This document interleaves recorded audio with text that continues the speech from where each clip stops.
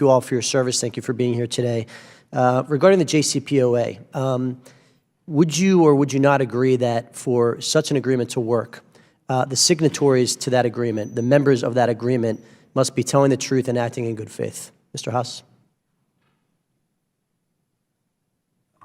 It sounds like the sort of, I must be missing something. Would that be different than any other international agreement? I'm just saying, for this one in particular. Well, I mean, Do you believe that those two qualities must be present for an agreement if I to work? may quote Mr. President Reagan, you trust but you verify. I have no, I assume countries go into international agreements for any number of reasons. In some cases, they may want to deceive. That's why there has to be adequate verification. I don't take anyone's word for it. But do you believe that we should assume in entering such an agreement that the signatories are acting in good faith? I would not assume that. That's why I believe verification and monitoring are essential. Ms. Haynes? Yeah, I mean, I think as Dr. Haas is reflecting, in many agreements, for example, in the context of arms control, and the JCPOA is no different, the fact is you don't trust the partner across the table from you, in a sense. You're trying to construct a regime that gives you the confidence, nevertheless, to take certain actions in order to manage a threat. Mr. Hadley? I have nothing to add. Yeah. What I'm getting at here to the panel, do you believe that the Iranian regime tells the truth and acts in good faith? With this agreement, they complied with it. I do not believe, however, in any way they gave up their long-term goal of preserving the option to develop a nuclear weapons capability. So Would that be a yes or a no, sir? Well, Congressman, not every question lends itself to a yes or no. They were complying with the letter of the agreement. I do think Iran was preserving its nuclear weapons options.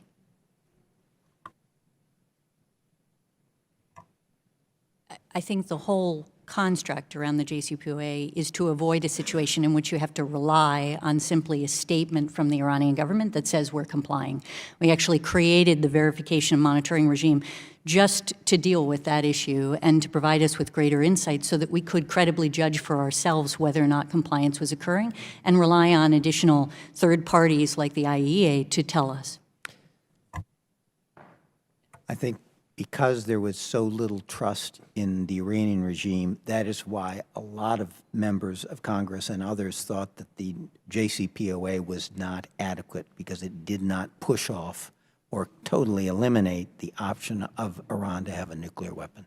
So with the isolated kinetic strikes that took out Osama bin Laden, Abu Bakr al-Baghdadi, Qasem Soleimani, did the panel support, and do you believe it was the right decision to make to conduct that raid on bin Laden, on Abu Bakr al-Baghdadi, two leaders of ISIS? I would argue yes. Yes, I think these are very distinguishable circumstances. Thank you. Yes. And how are they distinguishable, Ms. Haynes? Sure. So in the context of, for example, Osama bin Laden, the head of a terrorist organization that we were at war with and that we had, in fact, an authorization to use military force against, the United States took action. I don't think that was a surprise to anybody. I don't think that, it created a circumstance in which we were taking on a new war, for example, against a whole other nation state. Do you believe Mr. Soleimani is the head of a terrorist organization? I believe that Qasem Soleimani supported and engaged in terrorist action, and there's absolutely no question about that. And I don't have any, look, as I said in my testimony, as I've repeated, and I think as others have as well, I think he deserved his fate. I don't think that's the issue. I don't mourn the loss of Soleimani. I think the issue is that in every circumstance, when you're using the awesome military force of the United States and you're engaging in these issues, you have to do so as part of a strategy. And the question always occurs, is this the right target? Is this the right action to be taking in this context? And I think, as I've already identified, a whole series of consequences that I believe were actually undermined the overall objectives that both prior administration and this administration had. Mr. Chairman, I have other questions, but I want to yield my remaining 30 seconds to my colleague, Mr. Zeldin.